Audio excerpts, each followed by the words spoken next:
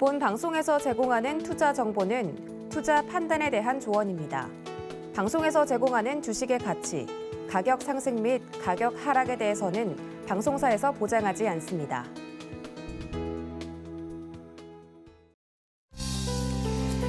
안녕하세요. 오늘장 내일장의 권민정입니다. 현재 우리나라 증시 장중의 낙폭 계속해서 확대해 가면서 코스피와 코스닥 파란불 켜고 있습니다. 현재 코로나 재유행 소식 속에서 확진자가 급등하면서 이 투심이 위축되고 있는 모습 나타나고 있는데요. 코스피 1.4% 하락을 하면서 2,307선 지나가고 있는 모습이고요. 코스닥은 2.27% 하락폭 키워가면서 749포인트 선 지나가고 있습니다.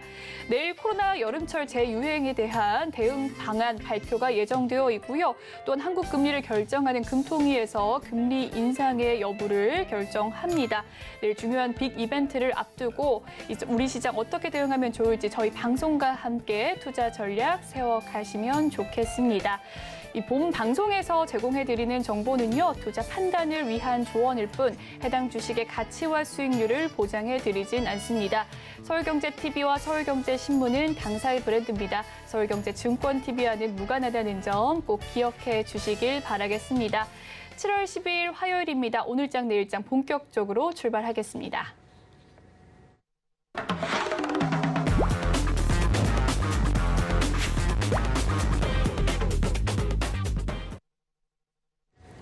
이 시각 보도본부 시간입니다. 오늘은 김수빈 기자 나왔습니다. 어서 오세요. 안녕하세요.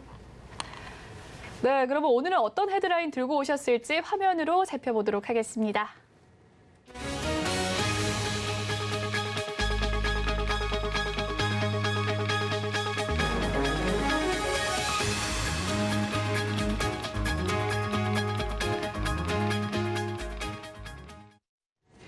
네, 내일 열리는 금통위에 대해서 많은 관심들 쏠리고 있죠. 금리를 얼마나 올릴 것인가가 중요한 여부일 것 같은데요. 이 사상 초유의 빅스텝 가능성이 있을까요? 네, 한국은행은 내일 금통위를 열고 기준금리를 결정합니다. 사상 처음으로 한꺼번에 0.5%포인트를 올리는 빅스텝을 밟을 것으로 점쳐지고 있는 상황입니다. 앞서 금통위는 지난 5월 참석위원 만장일치로 기준금리를 0.25%포인트 인상한 바 있는데요. 지난 4월에 이어 2달 연속 인상이 이뤄졌습니다. 만약 예상대로 내일 기준금리가 또 오르게 된다면 사상 첫 3회 연속 인상 기록이 됩니다. 네, 왜 이 빅스텝 가능성이 계속해서 이야기되고 있는 건가요? 네, 아무래도 인플레이션 수준이 심각한 상황이기 때문입니다. 지난달 소비자 물가 지수는 원자재 및 곡물 가격 등의 영향으로 전년 동기 대비 6% 올랐습니다. 이는 외환위기 당시 이후 거의 24년 만에 가장 높은 상승률이었습니다. 여기에 앞으로 1년 물가 상승률 전망에 해당하는 기대 인플레이션율도 지난달 3.3%에서 3.9%로 올랐습니다. 0.6%포인트나 오른 건데 이는 2008년 통계 시작 이래로 최대 기록입니다. 하는 입장에서는 기대 인플레이션을 잡기 위해서라도 강한 물가 안정 의지를 드러낼 가능성이 높은 상황입니다. 네, 물가 상승 외에도 또 다른 요인이 있을까요? 네, 미국 연방준비제도가 공격적으로 기준금리를 인상하고 있는 점은 한은에게도 압박으로 작용할 것으로 보입니다. 이달 말 연준은 자이언트 스텝을 하겠다고도 예고한 바 있는데요. 이렇게 되면 한미 기준금리가 역전이 됩니다. 원화 입장에서는 기준금리가 미국보다 낮아지게 되면 환율이 더 오르게 되고 수입 물가가 더 높아질 수 있는 가능성이 생기기 때문입니다. 다만 변수는 이제 경제 상황인데요. 기준금리를 빠르게 올리게 되면 이자 부담이 늘고 체감 경기가 나빠져 경기가 침체될 가능성이 생깁니다. 이에 따라 한은이 내일 내릴 결정에 관심이 쏠리고 있는 상황입니다. 네, 다음으로는 현대차 노사 합의 소식 이야기 나눠보도록 하겠습니다. 지난밤 25차 교섭 끝에 현대차가 일부 합의를 이뤄냈죠. 네, 현대차 노사가 어제 신규 공장 건설 등의 내용을 담은 국내 투자 계획에 합의를 했습니다. 먼저 현대차는 전기차 전용 공장을 2023년 착공하기로 했습니다. 새 공장은 2025년 완공을 목표로 하고 있습니다. 이는 세계 전기차 시장 수요가 급증함에 따라 그것에 대응하기 위함인데요. 1996년 충남 아산 공장 건설 이후 29년 만에 국내 현대차 공장이 새롭게 건립이 되는 겁니다. 예전에 지어진 기존 노후 생산 라인도 단계적으로 재건축에 들어갈 예정입니다. 그렇군요. 이 공장 신설 외에 합의된 내용은 또 어떻게 됩니까? 네, 현대차는 최첨단 생산 품질 시스템을 적극 도입하기로 했습니다. 미래 제조 경쟁력을 강화하고 작업성 및 환경을 개선하기 위해서입니다.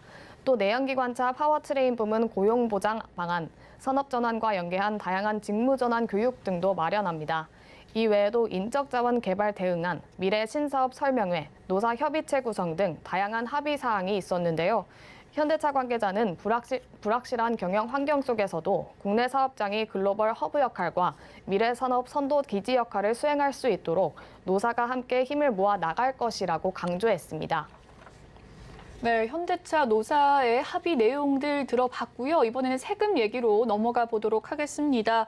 기재부에서 세법 개정안 발표를 앞두고 있는 상황인데요. 미리 나온 내용은 무엇입니까? 네, 기획재정부가 오는 21일 세법 개정안을 발표를 앞두고 있습니다.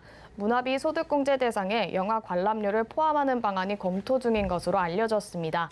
직장인들의 문화생활을 격려하면서 코로나19로 타격받은 영화 산업을 지원하기 위한 취지인데요. 문화비 소득공제는 연간 총 급여액이 7천만 원 이하인 근로소득자가 문화비로 사용한 금액의 연간 100만 원 한도로 30% 소득공제 혜택을 주는 제도입니다.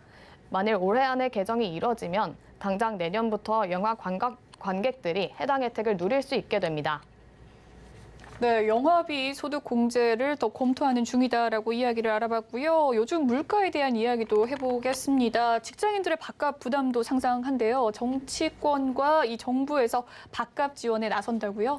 네, 근로소득자들의 식대 비과세 한도가 확대될 전망입니다. 식대 비과세 한도는 2003년 법 개정 이후 19년째 동결된 상태입니다. 하지만 물가는 계속해서 오르고 있는 상황이기 때문에 변동을 제대로 반영하지 못하고 있다는 지적이 나옵니다. 정치권에서도 비과세 한도를 상향하는 방향으로 공감대가 형성이 되고 있는데요. 여야는 한 목소리로 한도를 현행 10만 원에서 20만 원으로 올려야 한다고 말했습니다. 이 경우 지원 대상자는 면세자를 제외하고 1,000만 명에 달할 것으로 전해졌습니다. 네, 한국은행의 비스텝 시사 가능성부터 세법 개정안까지 경제산업부 김수빈 기자와 이야기 나눠봤습니다. 말씀 잘 들었습니다. 감사합니다. 네, 시황 브리핑 해드리는 시간으로 넘어가 보도록 하겠습니다. 김혜영 캐스터가 준비하고 있습니다. 안녕하십니까. 캐스터 김혜연입니다. 네, 전일 미증시는 3대 지수가 모두 하락세를 보이면서 마감을 했습니다. 이번 주부터 시작하는 기업들의 2분기 실적 발표를 앞두고 경계감이 커졌다라고 하죠. 여기에 코로나19 재유행에 대한 경계감, 공격적인 기준금리 인상에 대한 우려감까지 더해지면서 미증시뿐만 아니라 우리 국내 증시도 영향을 받고 있습니다. 자세한 이 시각 지수 상황부터 살펴보면요. 코스피 지수 5장 들어서 닭폭을 계속해서 확대해 나가고 있습니다.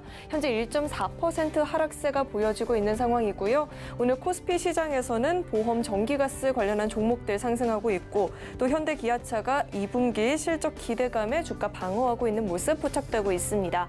이어서 코스닥 지수도 확인해 보시죠. 네, 마찬가지로 5장 들어서 힘이 계속해서 빠지고 있습니다. 현재 2.41% 하락세 보여지고 있고요.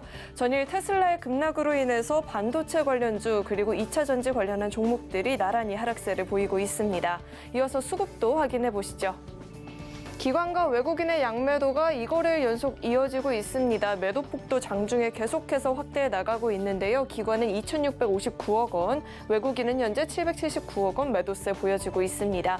이어서 코스닥의 수급도 확인해 보시죠. 네, 마찬가지로 2거래일 연속 기관과 외국인의 양매도가 들어오고 있습니다. 기관 현재 932억 원, 외국인은 1,878억 원 매도하고 있습니다. 이어서 오늘장 상승하는 업종 테마 살펴보겠습니다. 네, 보험주들이 지수 하락에도 불구하고 이 상승폭을 유지해주고 있습니다.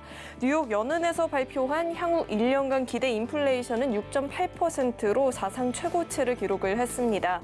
미국의 6월 소비자 물가지수도 컨센서스가 8.8%로 형성되어 있죠. 이런 상황에서 7월 FOMC 0.75% 금리 인상, 그 이상까지도 현재 전망이 되고 있습니다. 또 한국의 6월 소비자 물가지수도 전년 동월 대비 6% 증가를 보였죠. 있고요. 이에 한국은행의 7월 빅스텝 시사에 무게가 쏠리고 있는데요. 만약 하느니 이런 빅스텝을 실제로 밟게 된다면 향후 기업들의 실적 둔화는 불가피할 것으로 보입니다. 이렇게 거시 불확실성이 큰 상황이다 보니까 경기 방어주들이 주목을 받고 있죠. 그 가운데 보험주들이 6월 급락장에서도 주가 잘 버틴 것도 오늘 장에서 긍정적인 영향을 주고 있습니다. 삼성화재는 현재 2.55% 강세 보여지고 있고요. DB손해보험도 4.15%, 현대해상은 현재 5%가 넘는 오름폭을 보이고 있습니다. 이어서 하락한 업종 테마 살펴보겠습니다. 네, 항공주들이 하락세를 이어나가고 있습니다. 지난주 대비 2배 가까이 늘어난 이 코로나19 신규 확진자 수에 오늘 장에서도 백신 진단키트 관련주들은 강하게 움직이고 있는 반면에 여행주들이 하락세를 이어나가고 있죠. 기다리던 휴가 시즌을 앞두고 여행 수요가 증가하지 않을 것이란 이 우려감에 발목을 잡히고 있습니다. 확진자가 4만 명에 육박할 것이란 우려감에 대한항공, 아시아나항공은 오늘 나란히 52주 신저가를 기록을 했고요. 정부도 이에 내일 4차 접종 대상자 확대 방안들을 포함한 이 여름철 대응 방안을 발표할 예정이라고 합니다. 아시아나항공 현재 5%가 넘는 하락세 보여지고 있고요. 진에어도 5% 넘는 낙폭, 에어부산은 현재 6% 넘는 하락세를 보이고 있습니다. 이어서 증시 탑10 확인해 보겠습니다. 네, 삼성전자와 SK하이닉스 모두 디램 매출이 하락을 했다라고 하죠. 마이크론만이 상승을 보였다라는 소식에 주가 하락세 보여지고 있고요. 기술주 전반적으로 힘든 상황이죠. 네이버와 카카오도 동반 하락세를 면치 못하고 있습니다. 이어서 서울경제가 뽑은 특징주도 확인해 보시죠. 네, DB하이텍 반도체 설계 사업을 분사한다라는 소식에 낙폭이 짙게 나타나고 있습니다. CJ제일제당은 곡물 가격 상승의 부담감은 있지만 판가 인상과 또 식품 바이오 사업의 호조로 인해서 2분기 호실적 전망이 되고 있다라고 하죠. 주가 강세 보이고 있고요. BL이 개발 중인 코로나19 치료 신약이 오미크론 하위 변이에도 영향 없이 작용 가능하다라는 이야기에 오늘장에서 급등 보여지고 있습니다. 네, 그럼 먼저 삼성전자부터 살펴보도록 하겠습니다. 네, 삼성전자 주가 하락 전환을 하고 있죠. 현재 1%대 하락세를 보이고 있는데요. 반도체 관련주들이 오늘 전반적으로 힘든 모습이지만 또 최근에 삼성의 디램 매출이 부진한 것도 주가에 영향을 주고 있다라고 합니다. 지난해 3분기를 기점으로 2개 분기 연속 매출이 하락세를 보이고 있다라고 합니다. 현재 58,200원에서 거래가 되고 있습니다. 네, 다음 살펴볼 종목으로는 액션스퀘어 있습니다. 오늘 상한가 진입하는 모습이 나타나기도 했었죠. 드라마 킹덤의 IP를 활용한 게임이 흥행할 것이란 기대감에 오늘장에서 강한 모습 보여지고 있습니다. 현재는 15% 급등세 보여지고 있고요. 3,165원에서 거래되고 있습니다. 네, 마지막으로 대성에너지 살펴보겠습니다. 러시아의 가스관 운영사 노르트스트림이 오는 21일까지 독일로 연결되는 이 파이프라인을 중단하겠다라는 소식에 영향받고 있습니다. 현재 1.82% 오른 11,200원에서 거래되고 있습니다. 네, 지금까지 증시 탑10 확인해 봤습니다.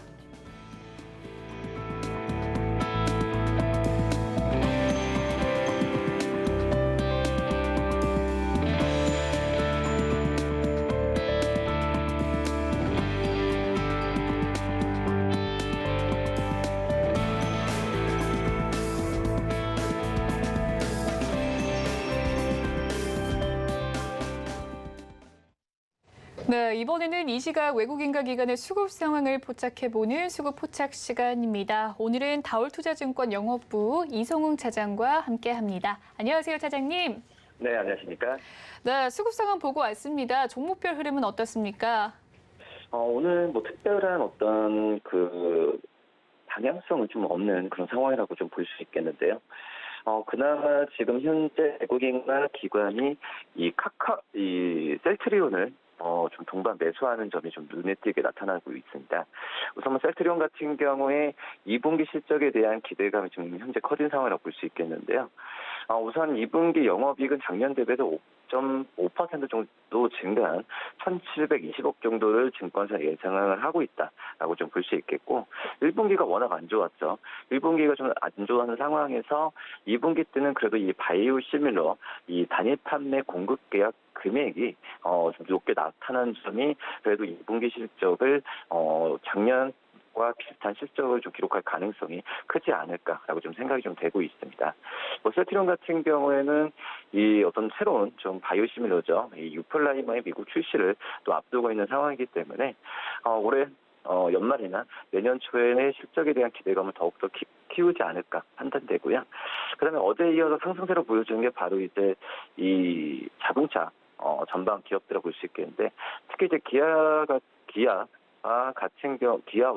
이 현대차 같은 경우에는 뭐 상승폭이 있다라는 것보다도 그래도 시장 대비해서는 견조한 모습을 나타내주고 있지 않나. 특히 이제 외국인들은 기아를 오늘도 좀 많이 사고 있는 현재 상황이라고 볼 수 있겠는데 우선 기아 같은 경우에도 이 깜짝 실적 기대되죠. 지금 현재 인센티브 절감 그리고 이 환율 효과가 같이 겹쳐지면서 2분기 실적에 대한 기대감을 지금 키운다라고 볼 수 있겠고, 기아 같은 경우에는 2조 한 2,400억 정도 이상의 아웃풋으로 판단되고 있고요. 현대차 같은 경우에는 2조, 현대차 같은 경우에도 지금 2조 4,700억 이상은 나올 것으로 판단되면서 이 기아와 현대차에 대한 어떤 외국인들의 수급통 긍정적이다라고 말씀드릴 수 있습니다. 네, 현재 특별한 방향성은 없지만 2분기 실적 기대감이 있는 셀트리온과 기아에 대한 수급이 몰린다라고 이야기를 해주셨고요. 그렇다면 차장님께서 포착한 특징주 어떤 것이 있습니까? SM을 좀 말씀드리도록 하겠는데요. 이 SM 같은 경우에는 지금 이제 2분기 이 실적에 대한 부분이 작년 대비해서는 좀 줄어들 가능성이 있긴 하지만 우선 매출액은 좀 줄어들지만 매출액은 조금 들어주면 영업이익은 좀 크게 좀 줄어들 가능성이 있습니다. 하지만 지금 현재는 이런 부분이 주가에 이미 선 반영됐다라고 좀 볼 수 있겠고요. 작년 같은 경우에는 역시 코로나19 영향 때문에 여러 가지 이 엔터 업체들이 중국 진출이나 오프라인 공연이 제한이 됐기 때문에 실적에 대한 부분 같은 경우가 이 작년은 좀 안 좋았던 상황인데 지금 현재 2분기 같은 경우에도 이것보다도 더 안 좋은 상황으로 이런 추정치를 하고 있기 때문에 이런 주가의 하락이 그 전에 좀 있었고요. 하지만 아시겠지만 지난주부터 이제 엔터 업체들의 이 투자에 대한 온기가 많이 좋아지고 있습니다. 특히 이제 SM 같은 경우에는 이 2분기보다도 하반기 때 실적에 대한 기대감을 큰다면은 가져가는 현재 상태에서 매수 관점 접근해도 괜찮지 않을까라고 좀 생각이 되고 이 SM 같은 경우에는 지금 NCT 드림이죠. 2집 리패키지 비트박스가 지금 앨범판을 호조로 좀 이끌고 있습니다. 한마디로 이제 SM만의 이제 특이한 구조라고 볼 수 있겠는데요. 그룹 안에서 새로운 유닛을 만드는 이 구조가 어떤 수익 창출의 어떤 좀 이 특이점이라고 좀 말씀을 드릴 수 있겠고요. 지금 현재 아티스트 매니저먼트에 대한 본업의 이제 플랫폼 사업에 대한 부분이 이제 탄력을 받으면은 지금 이제 SM의 밸류에이션에 대한 주가에 대한 부분은 더욱더 높아질 가능성이 있기 때문에 SM에 대한 관심을 좀 가져야 된다고 말씀드릴 수 있겠고요. 매수가는 66,000원이고 목표가는 72,000원, 손절가는 6만 원 말씀드립니다. 네, 오늘 차장님이 포착한 특징주는 SM이었고요. SM에 대한 인사이트까지 얻어봤습니다. 지금까지 다울투자증권 영업부의 이성웅 차장님과 함께했습니다. 말씀 잘 들었습니다. 네, 감사합니다. 네, 오늘 시장을 주도하는 업종과 이슈에 대해서 심층 분석해보는 마켓 로드맵 시간으로 넘어가 보도록 하겠습니다. 오늘은 메리츠증권 강남센터의 황혜수 차장과 전화 연결되어 있습니다. 안녕하세요, 차장님. 네, 안녕하세요. 네, 평행선을 달리던 이 현대차 노사가 15차 교섭 끝에 지난밤 간극을 좀 좁혀 나갔습니다. 국내 최초로 이 전기 자동차용 신설 공장을 착공하겠다라고 협의를 했는데요. 이 자세한 시기와 규모 함께 전해주시죠. 그렇습니다. 현대차 노사가 내년 국내 전기차 전용 공장을 짓는 데 합의를 했는데요. 2023년 전기차 전용 공장을 착공하기로 하고 연계돼서 기존의 노후 생산 라인을 단계적으로 재건축한다고 밝혔습니다. 또한 2013년 이후 처음으로 생산과 기술직의 신규 채용도 하기로 합의를 봤는데요. 하지만 어떤 임금에 대한 견해차는 여전히 남아있기 때문에 어떤 파업 시행을 둘러싼 합의가 100% 완전히 타결된 것은 아니다라는 점을 말씀을 드리겠습니다. 현대차 공장이 국내에 들어서는 거는 1996년 그 아산 공장 이후로 29년 만에 그 국내 공장이 설립이 되는데 이는 그 앞서 지난 5월에 현대차 그룹이 2025년까지 63조 원 가량의 국내 투자를 발표한 것과 어느 정도 연계가 되어 있다라고 보시면 될 것 같습니다. 이번 노사 합의로 인해서 현대차와 기아 모두 전기차 전용 공장을 설치하게 됐는데 당시에도 기아가 경기도 화성에 특수목적용 BEV 전기차 전용 공장을 신설하겠다고 밝히면서 이제 현대차와 기아 모두 국내에 전기차 전용 공장을 가지게 됐다라고 볼 수가 있겠습니다. 최근에 그 전기차 수요와 판매가 지속적으로 늘고 있는 상황이기 때문에 신규 공장 건설, 특히 국내 공장 건설하는 것은 그 노사 양측의 어떤 이해관계가 어느 정도 맞물렸다라고 보시면 될 것 같고요. 아직까지 구체적인 그 공장의 규모라든지 생산 그 공장을 통해 그 생산될 수량 같은 것을 밝혀지지 않은 상황이지만 노사가 어느 정도 합의를 봤다라는 점, 그리고 국내 전기차 수요에 맞춰서 생산 공장을 늘렸다라는 점은 중장기적으로 어떤 단기적인 실적이 업사이드가 생기는 그런 내용은 아니지만 펀더멘탈적인 측면에서 약 긍정적인 부분이 있는 합의다, 이렇게 말씀드릴 수가 있겠습니다.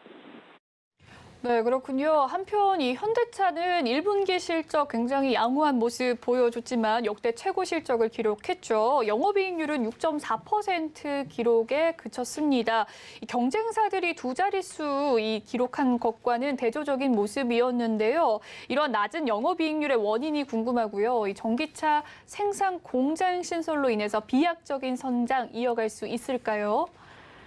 1분기 영업이익률이 그 경쟁사보다 낮다라는 점은 그 단순 비교로 봤을 때는 약간 조금 어폐가 있는 말이고요. 그래서 1분기 실적 같은 경우 현대차는 영업 매출액이 30.3조 원, 영업이익은 1.93조 원을 기록함으로써 그 시장의 컨센서스를 17% 이상 상회한 실적을 발표를 했습니다.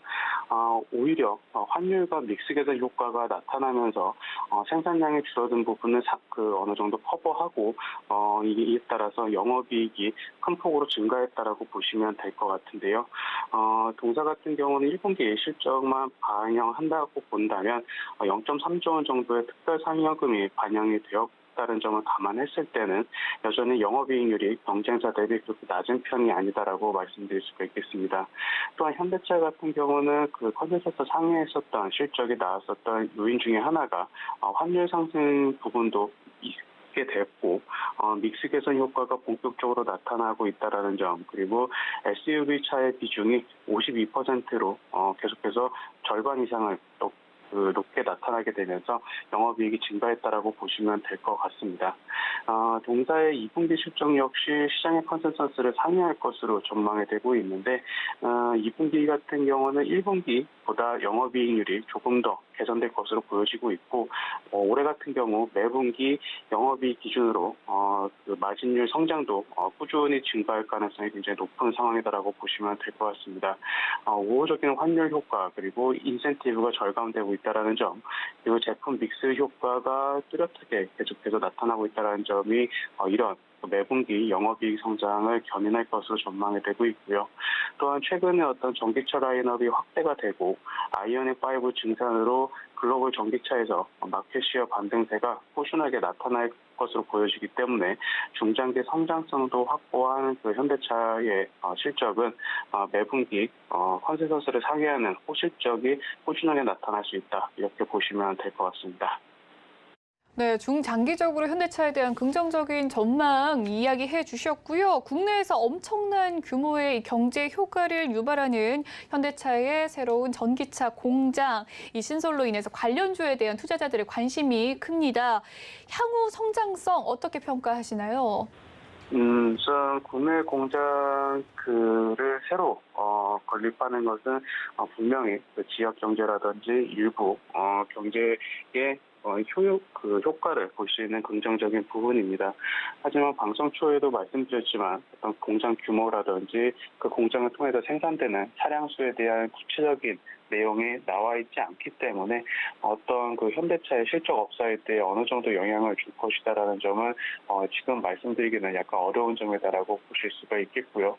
따라서 어떤 관련주를 찾아보시기보다는 어떤 현대차의 그 기업 자체로 그 펀더멘탈이 조금은 개선이 되는 부분이다라고 보시면 될 것 같습니다. 또한 노사 합의가 아직까지 완전하게 이루어진 것은 아니기 때문에 계속해서 관련된 뉴스 플로우를 찾아보시면서 관련주보다는 현대차에 조금 더 집중하시는 것이 좋겠다 이렇게 말씀드리겠습니다. 네, 다른 관련주를 또 찾아보기보다는 현대차 자체에 좀 집중하는 것이 좋고 노사 합의를 계속해서 봐야 한다라고 이야기를 해주셨습니다. 한편 이 현대차는 기와 함께 미국 시장에서의 지배력을 확장하고 있는데요. 오늘 전해진 이 생산 공장 설립으로 상승세 계속해서 이어갈 수 있을지 조금 더 자세하게 목표가와 함께 투자 전략 전해주시죠. 현대차 같은 경우는 그 국내 공장 생산보다는 아무래도 그 멀티플이 올라갈 수 있는 해외 매출 그리고 해외 매출 쪽에서 전기차의 마켓 쉐어가 어느 정도까지 올라오느냐가 향후 현대차 주가에 가장 큰 그 모멘텀이 될 수 있다라고 말씀을 드릴 수가 있겠는데요. 물론 현대차 같은 경우 대표적인 그 자동차 같은 경우는 대표적인 고급 그 수요제로서 인플레이션의 영향을 온전히 받을 수밖에 없는 상황이지만 이런 인플레이션 가격 그 원가의 상승분을 고객한테 이전시킬 수 있는 인플레이션을 이전시킬 수 있다라는 매력이 있고 최근에 그 현대차나 기아의 국내가 신차가 만들어진 이후에 바로바로 수요가 이어지기 때문에 수요가 공급을 뛰어넘는 상황이 계속해서 이어지고 있는 것이 긍정적이다라고 볼 수가 있겠습니다.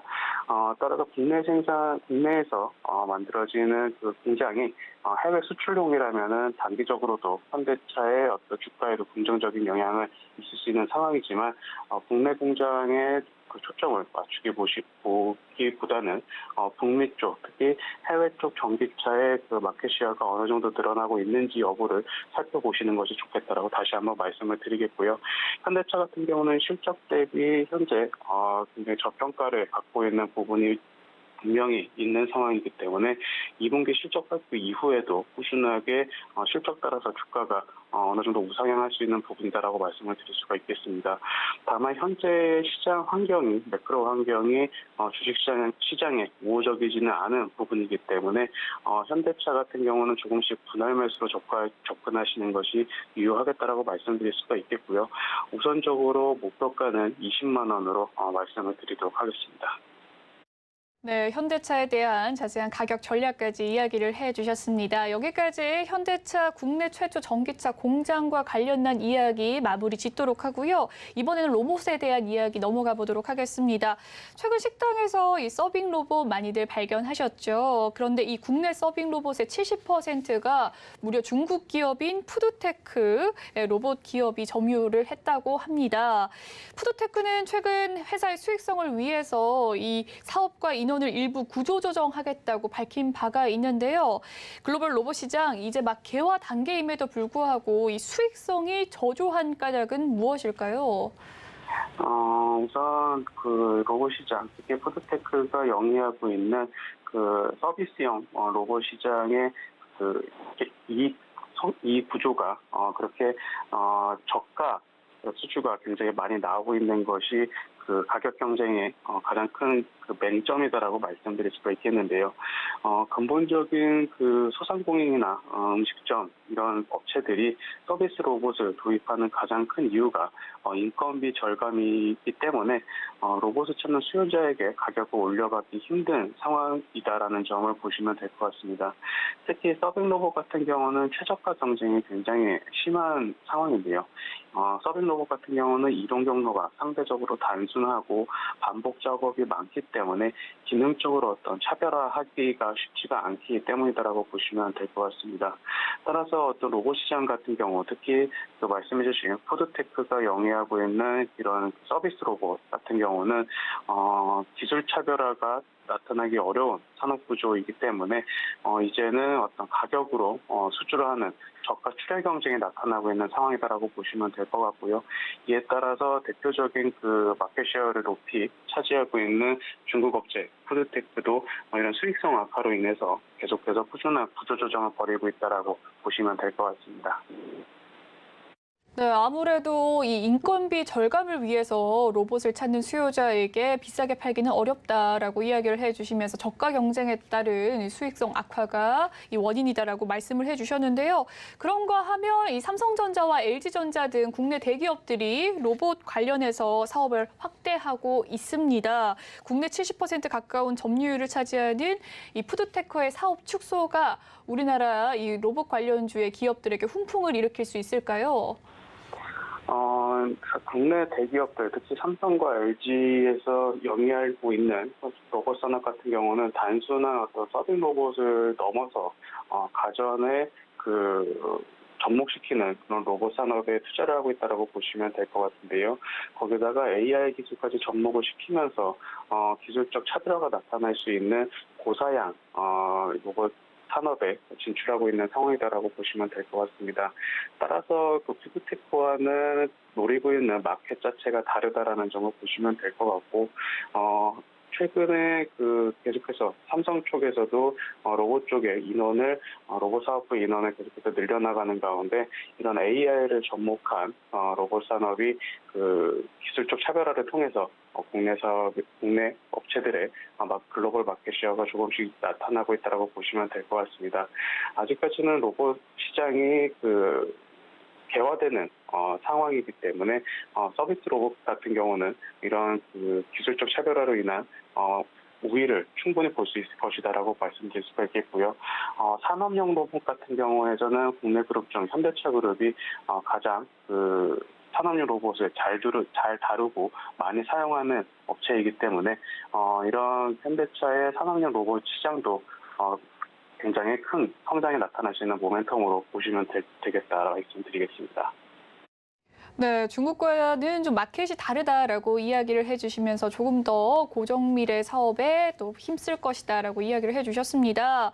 하반기 로봇 시장에 대한 전망이 궁금한데요. 투자 전략 어떻게 보십니까? 하반기 로봇 시장은 앞서 말씀드린 대로 상업용 로봇 시장 같은 경우는 가격 경쟁력이 굉장히 심한 출혈 경쟁이 나타나고 있는 모습이기 때문에 그렇게 큰 매력은 없을 것으로 보여지고 있고요.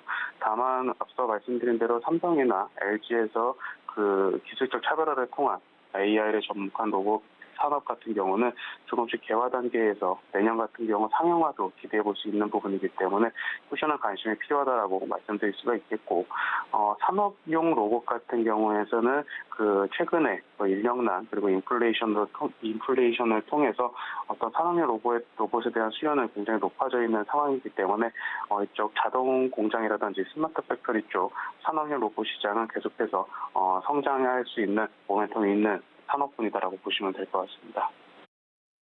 네, 지금까지 메리츠증권 강남센터 황혜수 차장과 이야기 나눠봤습니다. 말씀 잘 들었습니다. 감사합니다.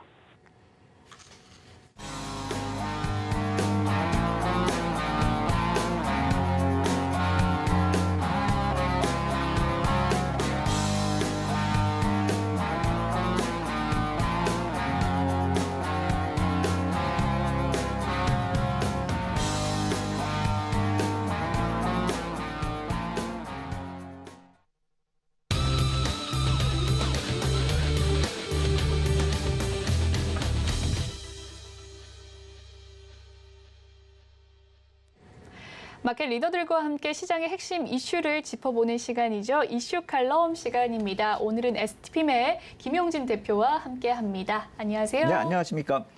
네, 이번 주는 이 CPI 발표에 좀 시장의 관심이 집중되어서 인플레이션에 대한 우려감이 좀 꺾이는 모습, 지속되고 있는 모습입니다. 이 지표가 인플레이션이 꺾이는 모습에 긍정적으로 나와도 경기 후퇴 우려감이 시장을 좀 압박하는 것이 아닐까요? 네, 지금 특히나 리세션에 대한 얘기가 이제 인플레이션보다 더 부담이 돼가는 듯한 그런 양상이기 때문에 오늘 이제 밤에 나오는 지표가 좋게 나오건 나쁘게 나오건 어떻게 보면 시장에는 좀 부담이 될 수밖에 없는 상황인데 지금 이렇게 미리 내려버리니까요, 시장에서. 그렇다라고 한다면 미리 반영이 됐다라고 해서 실제로 시장에서 악재가 되건 호재가 되건 시장은 또 밤에 반등으로 갈 수도 있지 않을까. 미국 시장 쪽이 지금 어제 내린 거에 비하면 우리 시장이 많이 내린다 이렇게 보실 수도 있겠지만 지금 선물지수 쪽은 빠르게 내려오고 있습니다. 그렇기 때문에 우리 시장만 또 디커플링이다 뭐 이렇게 생각을 하실 필요가 없습니다. 같이 가고 있는 그런 상황이다 이렇게 보시면 될 것 같고 이따 밤에 이제 지표 내용이 발표가 된다 해서 뭐 좋게 나오건 나쁘게 나오건 또 시장이 흔들린다, 추가적으로 흔들린다 이렇게까지 부담을 가지실 필요는 없다라고 생각이 되고요. 특히나 오늘 말씀을 드리는 주안점은 이 CPI 쪽에 이 물가 관련된 지표들이 거의 다 이제 정점을 형성하고 있는 그 과정에 들어섰을 확률이 높아졌기 때문에 설사 나쁜 내용이 나오더라 하더라도 이것이 거의 정점이다 이렇게 생각하신다면 부담이 많이 줄어들 거다 이렇게 생각이 됩니다. 그리고 이 CPI 다음에 PPI 지표가 이번 주에도 나오고 또 수출입 물가 관련해서 그러니까 물가 관련한 지표들이 줄줄이 나오고 있거든요. 그러니까 CPI보다 저는 PPI가 한 발 더 앞서가고 있다라고 생각이 되고 수입 물가도 결국 CPI에 반영이 될 것이기 때문에 향후를 생각을 해봤을 때는 CPI만 보고 걱정할 것이 아니라 PPI와 수출입 물가도 한번 같이 보면서 생각해 보실 필요가 있다. 결국 단기적으로 자꾸 접근하시려고 하지 마시고 이 단기 재료이지만 중장기적인 전략에 참고하는 정도로 보시는 게 맞을 것 같다라고 생각이 됩니다. 우리나라에 데이 트레이더가 많다라고는 하지만 하루하루 이렇게 트레이딩을 하는 그런 투자자분들이 그렇게 생각보다 많지가 않습니다. 그렇기 때문에 오늘 나오는 재료는 단기적으로만 보실 필요가 있다 이런 생각이 듭니다. 그래서 이 인플레이션하고 관련돼서 먼저 말씀을 드리도록 하려고 제가 이 커머디티 시장에서 오일 가격이 계속 이슈가 되고 있기 때문에 지금 오일 가격하고 국채 가격 최근에 이슈가 되고 있는 금리하고의 비교되는 그래프를 한번 만들어 봤습니다.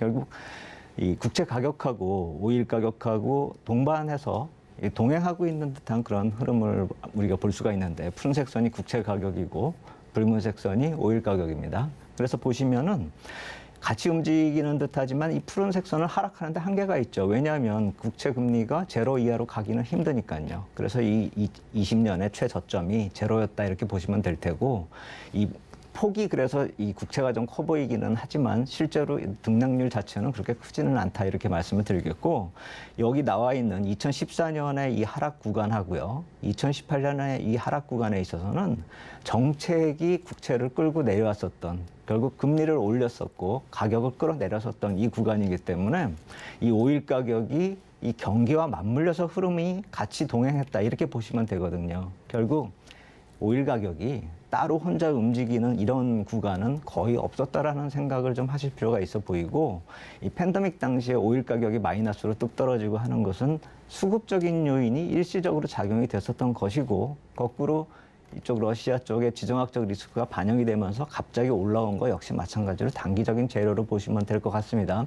언젠가 해결이 된다라고 한다면 이 가격 자체가 많이 변동할 수가 있겠죠. 그래서 지금 2014년하고 2018년에 나타났었던 이 두 구간에 대해서 우리가 이 유가를 검토를 해본다면 향후 지금 이 고공권에 있는 이 유가가 결국 국채 가격이 진정이 되면서 다시 빠져주고 금리가 상승이 되는 그런 모습이 금리가 하락하는 그런 모습으로 이어진다라고 한다면 결국 올해 하반기가 금리의 정점이라는 점이 지난번 점도표에서 나왔듯이 2023년으로 넘어가서 이 국채 가격이 이제 하락을 하는 그런 모습으로 나타난다라고 한다면 유가 역시 마찬가지로 비슷하게 말씀하신 리세션까지 우려감이 있기 때문에 유가도 하락하는 그런 모습으로 결국 지금이 여러모로 보더라도 인플레이션의 정점이 될 가능성이 상당히 많고 과거를 보더라도 이렇게 비슷하게 반전을 겪어왔다라는 것이죠. 유가가 올라가면 인플레이션이 걱정이 되지만 또 금리에 따라서 유가가 빠져버리면 디플레이션과 리세션이 항상 걱정이 됐었던 그 과거 흐름, 정책이 바뀔 때 2014년과 2018년에도 동일하게 나타난 점을 감안한다면은 지금부터 어떤 예측을 한다기보다는 이런 비슷한 흐름이 앞으로도 나타나는 것을 한번 확인하면서 우리가 시장을 비관적으로 볼 것이 아니라 대응 전략을 거기에 맞춰서 세우면 된다. 이렇게 보시면 될 것 같다. 이렇게 말씀을 드리겠습니다. 네, 앞으로 이제 CPI 지수 남아있죠. 소비자 물가 지수가 발표를 하게 되지만 단기적으로 좀 봐야 할 부분이다라고 이야기를 해주셨고 생산자 물가 지수죠. PPI와 수출입 물가까지 좀 장기적으로 봐야 한다라고 말씀을 해주셨습니다. 최근 들어 국제 유가 등 원자재가 급락하는 모습 많이 보이고 있죠. 인플레이션이 좀 수그러드는 모습으로 봐도 될까요? 네, 그래서 이제부터는 인플레이션이 좀 수그러드는 그런 모습들을 관찰하려고 몇 가지 자료를 가져왔는데 아까 연관돼서 이 원유 시장 쪽을 또 한번 계속 좀 볼 필요가 있다라고 생각이 됩니다. 이 뉴욕 패드에서 만드는 그 원유 시장에 대한 리포트 그 자료를 가져왔는데요. 여기 보시면은 여기서는 주로 이 수급만으로 접근을 하고 있습니다. 그러니까 여러 가지 어떤 이벤트성 재료들은 이 수급 요인에 포함을 시켜버려서 수급만으로 접근하는 것이죠. 그래서 2010년 이후로 이렇게 놓고 봤을 때 이 가격 구조를 놓고 봤을 때는 위에 이 공급선이 아래쪽이고 이제 수요선이 이 위에 쪽에 이 푸른색으로 있는데 그러면서 이 양쪽에서 그 차이를 구해가지고 이 재고, 노란색의 재고가 나오는 겁니다. 그렇게 놓고 본다면은 이 재고가 줄어들게 되면은 가격이 좀 빨리 올라가는 그런 모습이 보일 테고 재고가 감소하면서 이제 많이 그 가격이 뛰는 그런 모습으로 또 이어지게 마련이죠. 그래서 2010년까지 가장 분기점이 됐었던 거는 여기 표에서 볼 수 있듯이 아까도 말씀드렸었던 정책이 변화되던 2014년하고 이 2018년에 이런 변화 요인이 생겼었다라는 점을 우리가 놓치면 안 된다라는 것이죠. 그러니까 원유 시장의 포인트는 항상 그 정책과 또 이 경기 흐름하고 괴리될 수가 없다라는 한계점이 있다라는 점을 놓치면 안 된다라는 것이죠.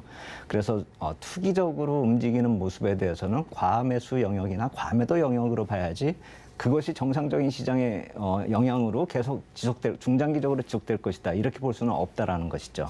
그래서 그것을 좀 더 단기적으로 보기 위해서 2022년 올해 4월 이후에 수급 분석으로 해보면은 여기 보시면 알 수가 있듯이 6월 지나면서 이 공급량 자체도 좀 줄어들고 있는데 중요한 것은 이 디맨드, 수요 자체가 지금 두 번에 걸쳐서 급락을 하고 있는 것입니다. 그러면서 재고가 노란색 선이 올라오면서 이 가격, 푸른색 선은 떨어지고 있는 것이죠.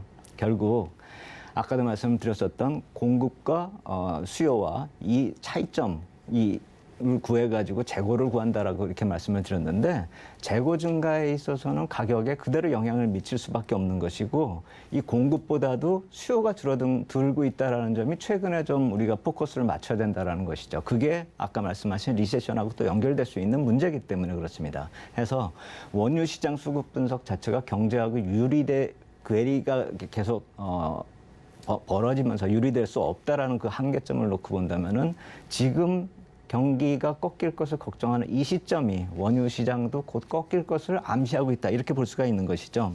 그래서 그렇다라고 본다면은 과연 이게 우리 PCPI 지표를 계속 말씀을 드리고 있는데 여기에는 어떤 영향으로 미치고 있는가 이걸 보기 위해서 지난달까지 집계됐었던 PCPI에서 이 코어 인플레이션 지표는 우리가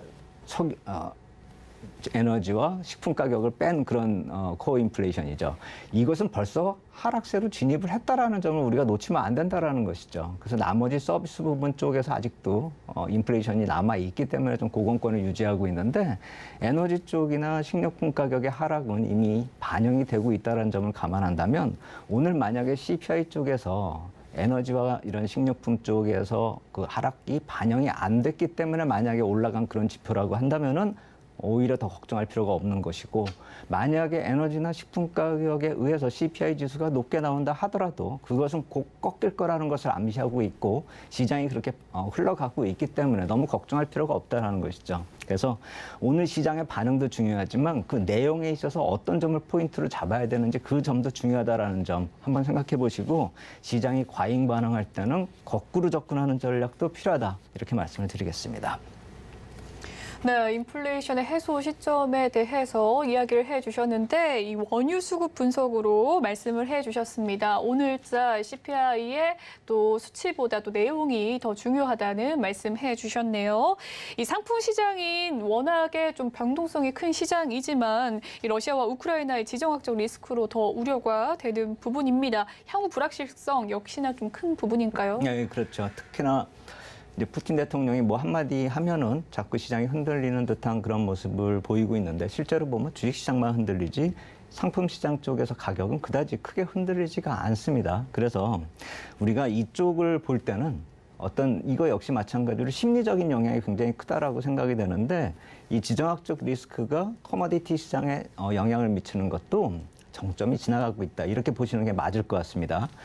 해서 가장 대표적인 가스프롬 러시아 기업을 한번 국영 기업을 가스 공급하는 그런 기업이죠. 이 주가를 한번 살펴보면 답이 나올 수가 있을 것 같은데 전쟁을 맞춘 거는 사실 이 주식 가격밖에 없다 이렇게 생각이 드는 이유가 3년간의 주가 흐름을 보면 바로 전쟁 직전에 고점을 형성하고 있었던 걸 우리가 알 수가 있죠. 실제로 전쟁 총소리가 난 이유는 주가가 쭉 빠져 있는 상태에 빠져버렸고요. 실제로 이렇게 쭉 빠져 있는 상황이 정체되어 있었다. 이것은 러시아 시장이 거래 정지됐었기 때문에 그래서 이렇게 하락이 좀 여기 머물러 있었다 이렇게 볼 수가 있는 것이고 이렇게 쭉 하락을 했었던 거에는 제재 요인도 있었기 때문에 이 노이즈를 제거한다면 이렇게 서서히 내려가고 있는 주가다 이렇게 보시면 되는 것이고 푸틴 대통령이 어떤 말씀을 하실 때 이 가스프롬의 유럽에 대한 그 마켓 셰어가 줄어들기 때문에 오히려 이 가스프롬 주가에는 악영향을 미칠 수가 있다는 점 때문에 최근에는 주가가 약세를 보이고 있다 이렇게 볼 수가 있는 것이고 결국에 전쟁 이전의 주가, 전쟁을 준비했었던 하면서 올랐었던 주가는 다 반납했다 이렇게 볼 수가 있는 것이죠. 그래서 우리가 이 LNG 시장을 좀 분석을 해서 들어가면 너무 좀 복잡해지지만 실제로 놓고 보면은 러시아하고 나토가 전쟁을 벌이고 있거나 대립구도 나토하고 전쟁하는 게 우크라이나하고 전쟁을 하고 있고 나토가 지원을 하고 있는 이런 대립구도로 보이지만 실제로 내부의 이 LNG 시장을 놓고 보면은 미국과 러시아가 다투고 있는 그 모습도 보이거든요. 그래서 실질적으로 가스프롬 주가를 보면 알 수 있듯이 과연 이것이 LNG 시장이 경색되고 있는 건가 이거에 대해서 놓고 보면은 가스프롬 주가가 만약 상승을 하고 계속 신고가를 낸다라고 한다면 경색 요인이 높다 이렇게 봐야 되겠죠. 겨울이 오면은 가스 끊어지면 어떡하느냐 막 걱정하시는 분들이 있습니다. 그런데 러시아만 공급하는 게 아니죠. 러시아는 LNG 공급의 2위 국가고 실제로 가장 많이 수출을 하는 대상 국가들은 아시아 국가입니다. 중국이 가장 크고요. 그렇기 때문에 이게 공급을 위주로 한 셀러스 마켓에서 갑자기 바이어스 마켓으로 변화될 수 있다는 점. 제가 이 커머디티 시장은 셀러스 마켓에서 바이어스 마켓으로 갈 때 시장 가격이 갑자기 제일 크게 변한다라고 말씀을 드린 적이 있습니다. 결국 이 가스프롬 주가처럼 LNG 가격이 안정권으로 접어든다라고 한다면 이 역시 마찬가지로 인플레이션의 해소에 상당히 도움이 될 것이다 이렇게 생각이 됩니다. 그 점 한번 놓치면 안 될 거다 이렇게 말씀을 드리겠고 이와 관련돼서 공급망 지수 제가 말씀을 드리고 있는데 공급망 압력 지수 뉴욕 패드 자료를 놓고 보면은 제가 이 저점을 깨고 내려가면은 더 긍정적인 신호가 나타날 수 있다라고 말씀을 드렸는데 드디어 저점을 깨고 내려가고 있습니다. 요거 조금만 더 내려오면은 공급망이 완전히 복구가 된다라는 뜻이기 때문에 이 커머디티 시장발 악재, 인플레이션에 미치는 악재는 거의 사라지고 있고 정점을 이미 쳤을지도 모른다는 점에서 우리가 인플레이션 좀 지켜볼 필요가 있겠다 이렇게 말씀을 드리겠습니다. 네, 인플레이션에 대한 이야기 계속해서 살펴보고 있는데요. 이번 주에 이 CPI 지표가 악재가 되더라도 시장에 대한 접근 전략은 좀 중기적 변화 가능성을 보자는 것일까요? 네, 맞습니다. 네. 여러 가지로 지금 단기 악재 정점이다 이렇게 볼 수 있는 재료들이 있습니다. 달러 한번 보겠습니다. 차트 보시면은 지금 팬데믹 당시처럼 이 추세선 상단을 뚫고 올라가는 그런 모습이 지금 나타나고 있습니다. 재료도 유사합니다. 지금 팬데믹 당시처럼 바이러스 얘기 다시 나오고 있고 지금 국채 발행도 동시에 이어지고 있습니다. 그 외에는 특별히 악재가 없습니다. 그렇기 때문에 수급적 요인이 강하게 작용이 되고 있다. 이 점을 본다라고 한다면 달러 오버슈팅 가능성이 아주 높습니다. 그 연관돼서 제가 국채 발행 일정 한번 말씀을 드리겠습니다. 7월 일정은 좀 적습니다. 그렇기 때문에 오늘, 내일, 모레 발행되는 미 국채 발행 일정만 마무리된다라고 한다면 방금 전에 보신 달러 오버슈팅 해소가 될 수 있습니다. 그렇다라고 본다면 악재도 어느 정도 해소가 될 수 있겠죠. 그리고 그 악재가 다시 발생이 되는 것은 7월 21일 이후에 발행 일정으로 연관이 되기 때문에 오늘, 내일만 잘 넘기면은 그다지 큰 무리가 없을 것이다. 수급상으로 달러도 약세로 돌아갈 수 있고 그렇다라고 본다면 시장 돌아설 수 있다라는 관점에서 볼 필요가 있어 보입니다. 그렇기 때문에 오늘 CPI 지수가 좀 안 좋게 나와서 시장이 하락한다라고 한다는 것은 최근에 바닥을 다시 만드는 그런 바닥 확인 과정의 일환이다 이렇게 볼 수가 있기 때문에 겁먹지 마시고 오늘은 어떻게 시장에 접근을 할지 한번 또 기회로 이용할 수도 있다라는 점 한번 생각해 볼 필요 있겠다 이렇게 말씀을 드리겠습니다. 네, 오늘의 시장 상황 계속해서 주목하면서 인플레이션 정점 가능성에 주목을 해보자라고 이야기를 해주셨습니다. 지금까지 SPM 김영진 대표와 인플레이션에 대한 전망 이야기 나눠봤습니다. 말씀 잘 들었습니다. 네, 감사합니다. 본 방송에서 제공해드리는 정보는 투자 판단을 위한 조언일 뿐 해당 주식의 가치와 수익률을 보장해드리진 않습니다. 서울경제TV와 서울경제신문은 당사의 브랜드입니다. 서울경제증권TV와는 무관하다는 점 꼭 기억해 주시길 바라겠습니다. 오늘 방송은 여기까지입니다. 내일 2시 생방송으로 다시금 찾아뵙겠고요. 잠시 후 이 마감 승부 60분의 승부까지 많은 시청 부탁드리겠습니다. 네, 저는 내일 뵙겠습니다. 시청해주신 여러분 고맙습니다.